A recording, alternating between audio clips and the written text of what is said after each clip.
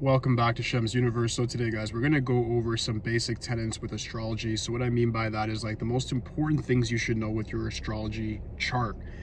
So a lot of people, when they're looking at astrology, sometimes a lot of people have now taken astrology almost for a joke, or they look at numerology as a little bit more serious because of what other people are saying, like, oh, numerology supersedes astrology, all of this stuff. And that's not actually true at all.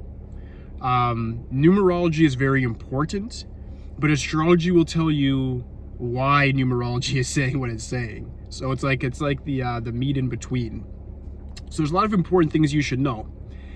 For instance, if you're like me, being a life path 8, it's like, cool, I'm supposed to be a life path 8, business, do all this stuff, all this cool stuff, cool. But how do I get it done? I can look at my expression number and figure it out, but I can also look at more detail when you look at what's called a money house in astrology. So that's the first rule or first tip I want to give you guys today is, if you're trying to figure out how to make money, this is for like the basics, beginners, by the way, guys. Like if you're like, oh, Shem, you're being repetitive. I'm doing this for people that are just new to my channel and actually are just trying to figure out, oh, how do I progress in life, right? So when we look at your money houses, for instance, your second house is how you make lucky money. Your sixth house is how you make, it's almost like your position in life. Like it's how you learn via material transaction. It depicts your health as well, because the house of Virgo. And then the 10th house is arguably, I say arguably because the second house is very important, but the 10th house is arguably one of the more important decision makers when it comes to what your position in life will be, your career, your status, and how you make your money. If you have a strong 10th house, a strong sign there, good planets, you'll have a lot easier time in career, and even less if you don't. Right? There's like different little things, like if you have your sun the 10th, sometimes you start your career later in life, or it takes longer for you to progress in it because you have a bigger responsibility. If you have moon there, it can mean that it can be emotionally hard for you to actually get things done. If you have Mercury there, it means that you should use your communication to get money, and the list goes on, right? But the important rule you have to know is like how to use your astrology chart is you look at your second, your sixth, and your 10th house to figure out how exactly to make your money, right? When you want to look about your mindset, why you think the way you think, if you're going to have vices, if you're going to have certain things that are not wrong with you, but like certain things that are going to sort of get in the way. You want to more so look at like your third house, because that deals with the mind, early education, but really it's a cerebral house. And then you also want to deal with the 9th house, which is how you learn the best. So if you're somebody who's like, oh, I'm not even that good in school, I don't feel that smart, your 9th house will probably tell you why. Maybe you're somebody who's supposed to learn hands-on. Right? That's why I did a lot of you guys' readings. It's a lot of hands-on stuff, especially if you're entrepreneurial. You're not supposed to follow a teacher in school and learn everything. Like, it's just not how it's going to work. You can learn from me because you're actually interested in the subject, so you're going to know how to apply it. But if you're learning stuff about like geography or history that you don't care about, like what use is that really going to be to you? That's just not how your mind operates, and you don't have to force it to. That's what astrology is all about. If you want to know about social life, you want to look more at a few houses. Your 4th house, which will come as a surprise to you guys because you're looking at the 4th house like, isn't that just family? Yeah, family, your status in your household and so forth, what you've given passed down from generations. Your 5th house, house of recreation and children as well, so it relates to family as well, and then social life. And then the 11th house is a very big dictator on what sort of success you'll have in life, because we always say the network is the net worth, and the 11th house is all about your network and your friendships and how to actually optimize those things. It's going to tell you the challenges you'll go through, the hurdles, but also the sort of bonuses or little blessings that you've carried over in this reincarnation when it comes to a social aspect. So that'll tell you a lot there. When it comes to trials and tribulations in life, you want to look at none less than the 8th and the 12th house. The 8th house because it's all about personal transformations. The 12th house because it's all about where you're going to lose in life, as they say. They say, oh, it's how you're going to lose. It's really just your karmic lesson. Like, for instance, I have Leo in my 12th, which means you have to watch out for things like authority figures, making sure that you know how to deal with authority figures and you actually give them the respect that they deserve.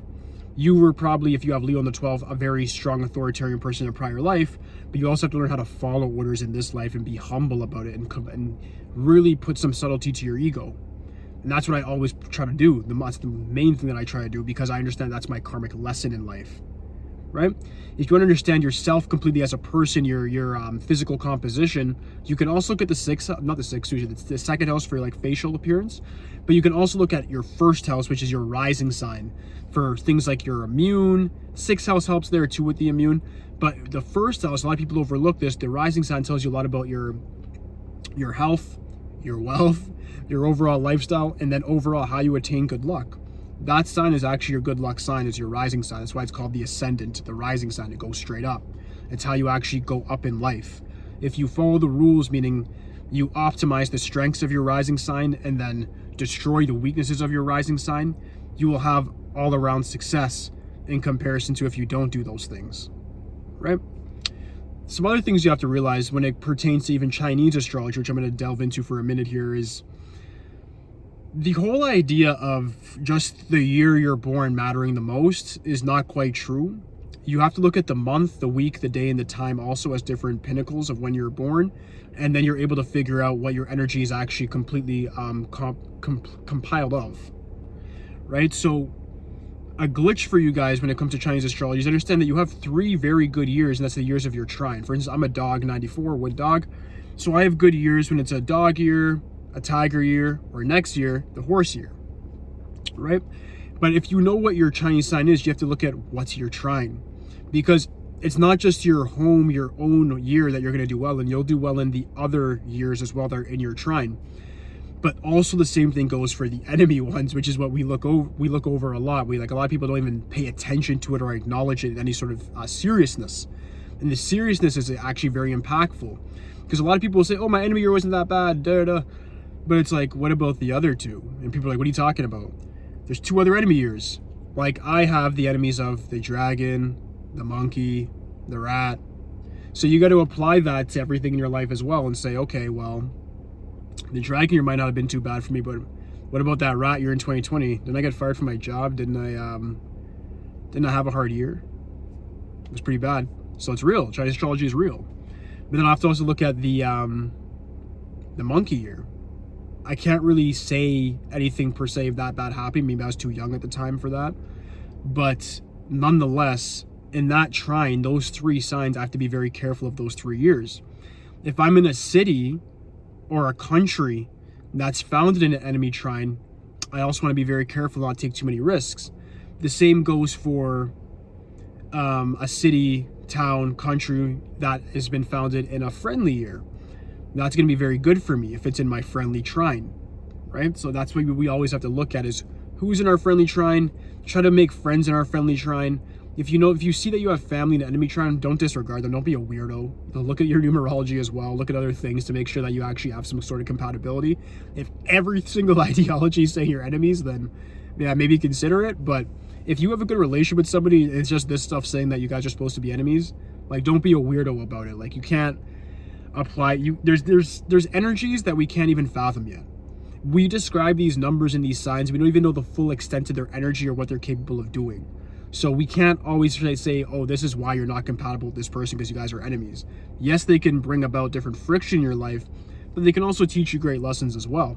I'm not saying to surround yourself with enemy signs, but a very good way to, which is my final glitch for astrology today, to actually get rid of the enemy energy of certain years, for instance, or certain cities, is you should put yourself around a person that has that energy.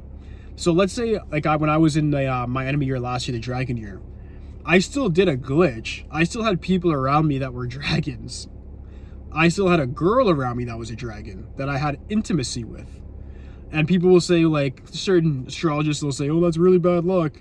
It sort of made me immune to my enemy year and I made more money. So I guess that's a glitch. And that's what some of the stuff I teach in some of these rituals as well, is how to glitch things in different ways, abnormal ways. But to do with this specific video, to finalize this thing on Chinese astrology, if you want to get rid of the bad luck in your enemy year, have a friend or family member around you a lot that's actually in their friendly year. And that will actually counteract it, because karma works in a way where it affects you and the people around you. So if you're rubbing with somebody that has very good luck in a certain year, obviously make sure your polarity is good, you're not doing evil things. But as long as you're staying pretty balanced, you should have a pretty good year as well as a result of that, because you're around somebody that's in their friendly time, so their good karma should pass on to you. All right, so that should finalize the video for today, guys. If you have any questions for me, just leave it in the comments section. Aside from that, like, subscribe. Holla at me for today, guys. Peace.